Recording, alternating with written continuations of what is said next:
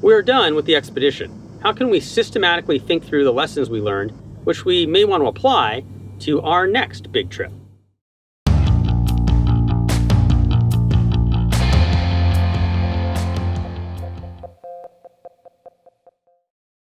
Hello, I'm Jason.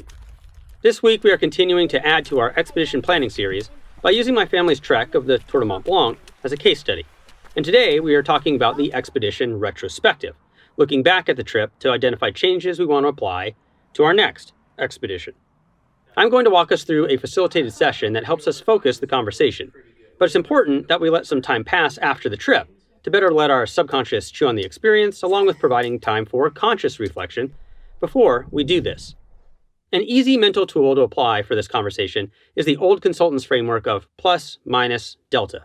That is, what went well, what went poorly, and what changes are we actually wanting to implement. But if those are the categories that we'll use, how do we make sure that we're considering all of the many different aspects of the expedition? Well, I first think of gear, logistics, and team dynamics as three major components of any expedition. But these components are still too broad, so we break each of these down further. For gear, I use two simple subcategories. Anything from the 10 essentials, which go on every trip, and then anything that was expedition specific, usually technical gear tailored for specific climbing conditions. Logistics is about getting our team and our equipment to where they need to be at the time they need to be there. For me, I structure this the way I plan it, like the video we did 2 weeks ago: air travel, in-country travel, and en route. And then there are team dynamics. This is a big topic and there are lots of ways to slice it. I borrow from the video we did last week about using fitness and system training as opportunities to bond as a team, but add to it a bit. So I'll use fitness, system readiness, meaning every teammate's ability to contribute to the necessary systems of the trip, communication, and shared decision making, because decisions are a particularly consequential form of communication, and you can watch a video we did on that topic. Now, I like to have a conversation with the team, going through the plus and minus aspects of each of these big trip components. This can be done in person with big flip charts like I have, or you can do it over a virtual meeting with someone sharing a screen while taking notes. Notice we aren't talking about what to change yet. We need to do the mental work of just identifying the big positives and big negatives from the trip. In the future, when we do actually change things, we will likely only have the mental energy or time or money to focus on a few things, so we want the most pressing items. We can better get to that by limiting how many things a person can list, so as to avoid minutia. So I ask every team member to focus on only 2 pluses and 2 minuses per trip component. This way, we all kind of self-select the things that are most important to us. And it's no problem if one team member repeats something another team member said. In fact, that's good evidence that the idea is an important one. We start with all the positives, having each person voice 2 things they thought worked well with, in this case, their 10 essentials gear. Then we did the same thing with the trip-specific gear, which was really about the stuff we needed for staying in refuges on this trip, rather than any technical climbing equipment. Now, keep going. 2 good things for all the other subcategories on our list.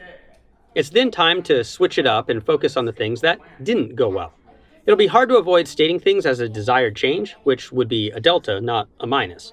So we try to focus in on our problems, not solutions, for now.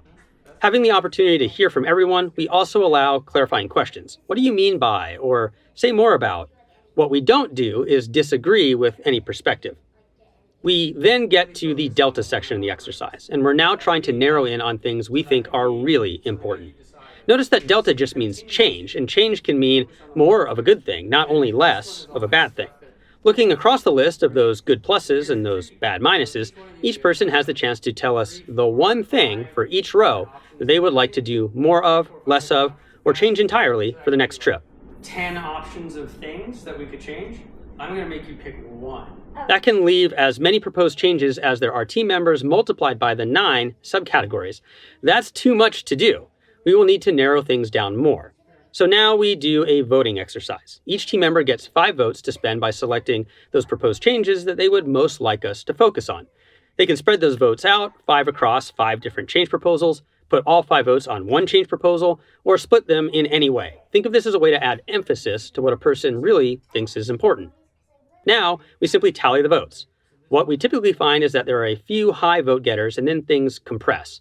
We then try to make a plan to work on the changes that the team felt would be the most impactful, going usually 3 to 5 changes deep into the list, depending upon how easy or hard those changes will be to make. We ended up focusing on including our kids in more of the detailed planning process once we got into the details of miles per day and vertical gain and the like.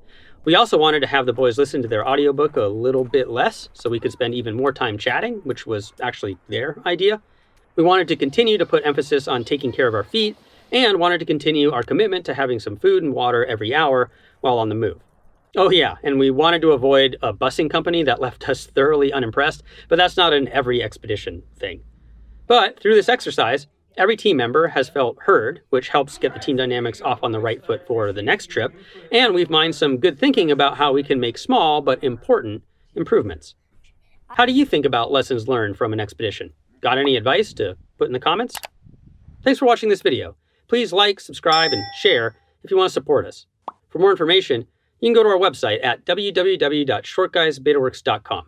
You can check out last week's video on using fitness and shared system training to help bring a team together, or you can check out the other videos in our expedition planning series. We'll see you next week and keep on getting more out of that big outside.